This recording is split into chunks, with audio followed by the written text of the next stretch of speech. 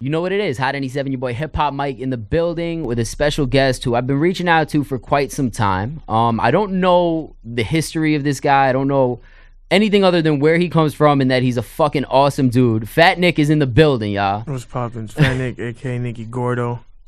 Welcome to New York, man. Thank you. Appreciate it. It's lit out here. Had fun at Rolling Loud? Yeah, it was awesome. Shout out Rolling Loud. Best festival ever. So I know you've been here for a couple of days, running around. What have you been getting into? Like, what's your go-to stuff to do in New York? Every time I come to New York, I gotta go to DeForest, get pizza. Okay. And a bodega and get a beef patty with cocoa bread and cheese. I saw you at the bodega before you came here. You fulfilled, like you're full, everything's straight. I'm good. This man knows. Well, I want to take him back a little bit, because I know some of the history, but I guess not completely how you became this awesome dude that you are today. Where does Fat Nick come from? Like, where originally is the untatted, low-key Fat Nick grow up? Miami, Florida. Okay. In Kendall. It's like a city in Miami, I guess. Yeah, it's in Miami. What's the vibes in Kendall? Is it like super hood? Is it super nice? No, I mean, it's tight. It's nice. All right. I mean, you got the bad spots just like everywhere, you feel me? But I grew up in a cool chilling spot.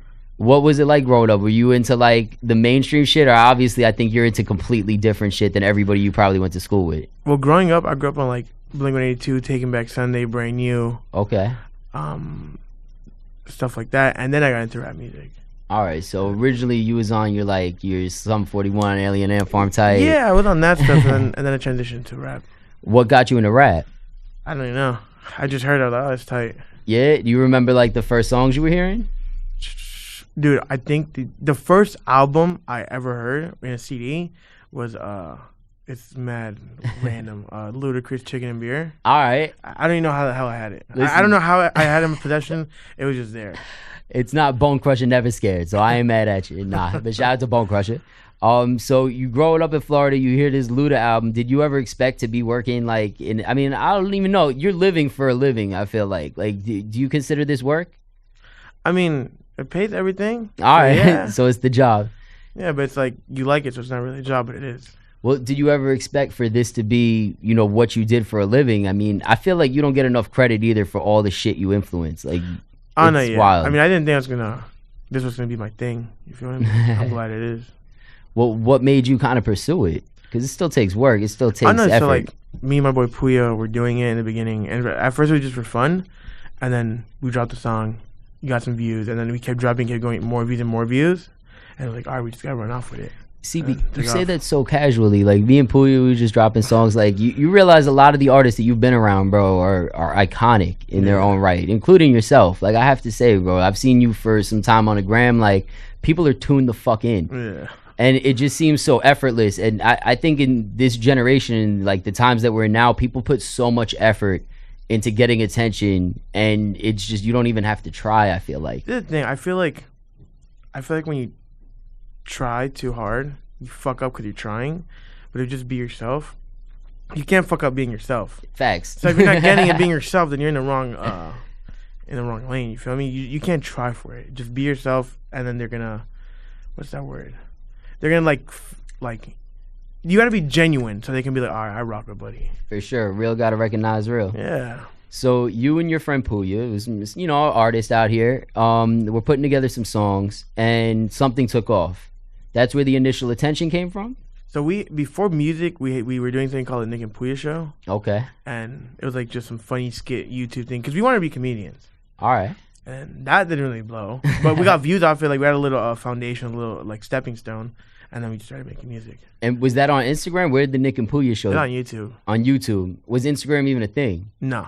So not yet. Hell no. Wait, it was a thing, but like real old school Instagram. Like, it wasn't even hot. So people weren't on it crazy. No, it wasn't people doing skits like there's all No, that didn't exist back then. You see what I'm saying, ladies and gentlemen? He's ahead of his time. So you're doing these skits on YouTube. Things take off. You kind of put out a record. What made you want to put out a record? Was that Puya's idea or your idea? I think it was Puya's. All right. I'm pretty sure it was Puya's idea. And you just lay down a verse. You're like, fuck it, I'm going to rap now? Yeah, I laid down a verse, and then we were like, yo, it's fun, it's lit. And people liked it, right? And we're like, all right, cool, let's keep doing it. And then things start picking up. Yeah, slowly, but surely did. Were you making money at the time? Hell no.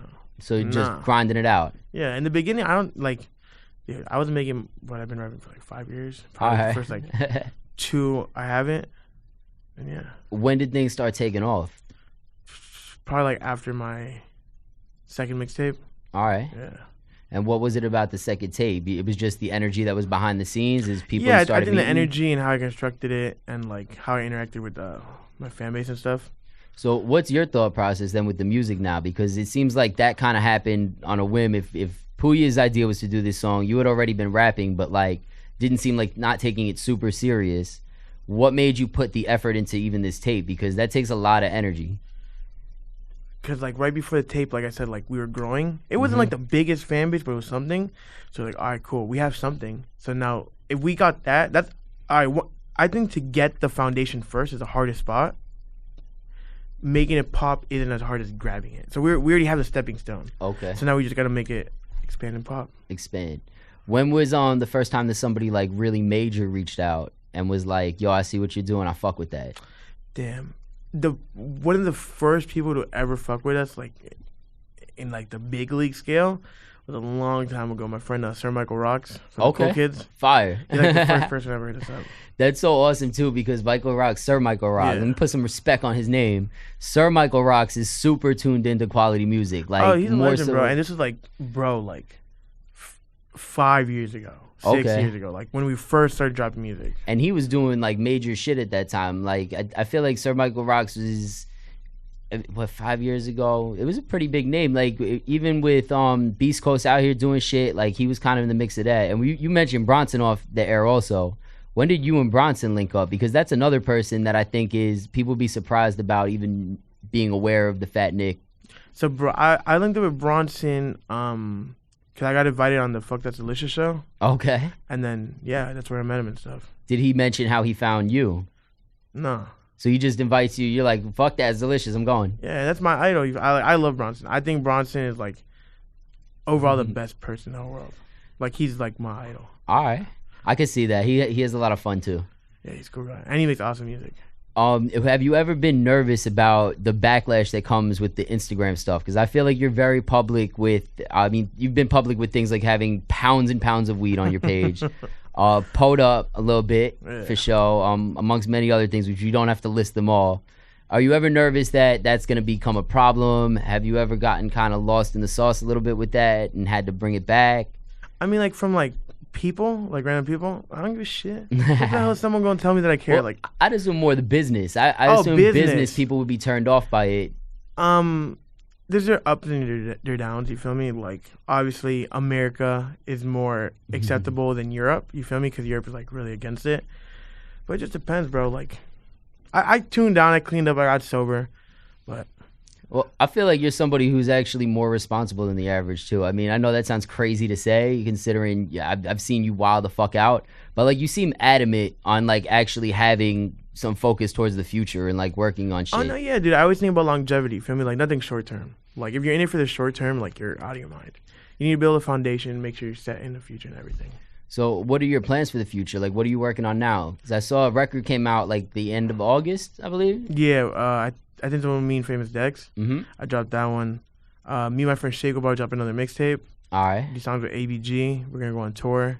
Fire. So yeah, I have like 30 songs on release right now. And then me and my boy Shago are planning on opening up a food truck. Tight. Yeah. That's perfect. Very Bronson like too. Exactly. Shout out Bronson. What kind of food? We're not sure yet. Okay. But damn, I can't even say. I have a secret recipe in my head, but if I see it, someone might take it. It's like, You don't want to do that. I can't. I'll let you know later. You know, believe it or not, when I was working with Rosenberg, we did a little, like, we had one episode. We shot, like, what's it called? Pilot.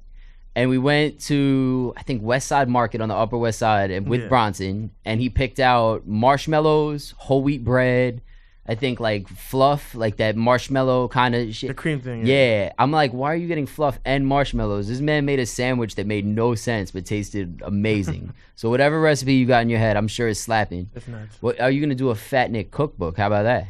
I was actually talking to my merch company about it. I was like, yo, I want to do a Nick, because I'm on this keto diet. Okay. Well, I've been off it for a week since I've been in New York. I gotta try certain food out here, but I want to do my own Nicky Gordo keto cookbook. Obviously, you're into the food. How on top of your diet are you these days? Are you gonna change your name at some point from Fat Nick to Slim Nick? I don't know. So that's my thing. I was 340, Okay. And now I'm 280. Oh, you killing it. Yeah, I dropped like, what's that, like 70 or something? And then, yeah, I just need to go down to like 240 and I'm cool. But I'll still be Fat Nick. Like Slim For Thick. sure. Let me ask you this, and I haven't asked a lot of people this, but I feel like you're the perfect person for this question. I know for me, there's times where it's like I'm doing a certain show, I gotta smoke before the show, or I gotta smoke before like a lot of things. If I'm hosting something, maybe for an artist to be creating, right? I know originally, like early on, you guys would get schmangled and create music. Do you think the music, like that, any of that adds to the music, or do you feel like it doesn't make much of a difference? Like you could create just as well sober as schmangled. So this thing, I was really on my bullshit, right? Like I was really on. Like, you're a wild boy. I don't want to put your business out. Yeah, I was really on my bullshit, right? And all my hits I made on it because I've only been sober for 10 months, right? And I only dropped a certain amount of songs, and all my shit's fire. But I think being sober, like on some weird shit, like my bars went up another. So it elevates actually being sober. On a weird note, like, cause I'm actually like more metaphors, more similar, more this to this. I'm like, damn, what the fuck? And I'm sober. I'm like, all right, it's lit. That's amazing to hear, cause I love the fact that it's like, I guess the clearer thinking, it lets you tap into a different place. I don't know what the hell it is, but my bars now in these 10 months. Yeah. So this EP fitting to be some shit. Oh yeah. If I don't win a Grammy, I'm pussy. I love it. I'm gonna definitely, or Oscar, whichever one's the music industry. I forgot. You should fucking get both, not for nothing. I feel like what you do is just so entertaining. Have you ever thought of like doing TV for real? Because I'm sure you were the best guest on Fuck That's Delicious. Dude, I was really nervous. Yeah? Because Bronson's my idol. The thing, I don't give a shit about nobody, right? Okay. No one starts with me. I don't give a shit. But Bronson's like my idol, so like shit, bro. Like fuck. I was kind of shocked on it. I love it. But you got to do your own. I feel like if you had your own show, if a camera was with you 24/7, they would probably see some shit. Oh, dude, whoever picks it up becomes whatever company picks it up, automatic billionaires. Big up to them. All right. And last question. You said you got 30 records in the stash, at least. Yeah, minimum. EP, how many records is that going to be? And is it tough to decide? I don't know if I want to drop an EP, a project, or just singles. Oh, so you're still up in I the think air single wave is like the best way, like singles and music videos. I think it's the best. 'Cause I feel like everyone's attention span nowadays is so small. Like if you go to any mixtape, right, the hottest songs are in the top, and then it just comes down. And it gets weaker and weaker. Less views, less views, less views. It's true. Yeah, so I'm like, all right, just drop singles and music videos. Boom, we have a great platform, and then I respect it. I think it would make sense to just roll out singles and then once I have that one or two hot popping singles that I get, boom, then I can drop an EP. And for you especially, I think so much of all the other stuff that you do and like just everywhere else that you're seeing, it's gonna add to the singles. Like it's not like they're just getting like a single every couple months and then you're low. Like you're out Rolling Loud, for Christ's sakes, like turning the fuck up. So that's awesome, man. I appreciate you taking the time to come hang out over here, tell the story. Like I've been really curious about a lot of this. And I'm sure we could probably talk for like another hour. My camera guys are gonna kill me if I stay here too late. Because Funk Flex is gonna come in here and kick everybody the fuck out. But Fat Nick, ladies and gentlemen, has been out here doing his thing for a minute. It's very great. Like you said, 10 months? Yeah, 10 months. You almost at a year, bruh. Yeah, that's lit. When's the last time you were sober for a year straight? Shit, when I was young. Way before the face tats, everything. Yeah. Proud of you, bro, for real. Right, it's amazing. You seem like you're in a good space. No, yeah. All kids, get off drugs. Real shit. It sucks. Listen, Fat Nick, ladies and gentlemen, make sure you keep up with him. At The Real Fat Nick? Yeah, at The Real Fat Nick. Any last words? I love y'all. Hot 97.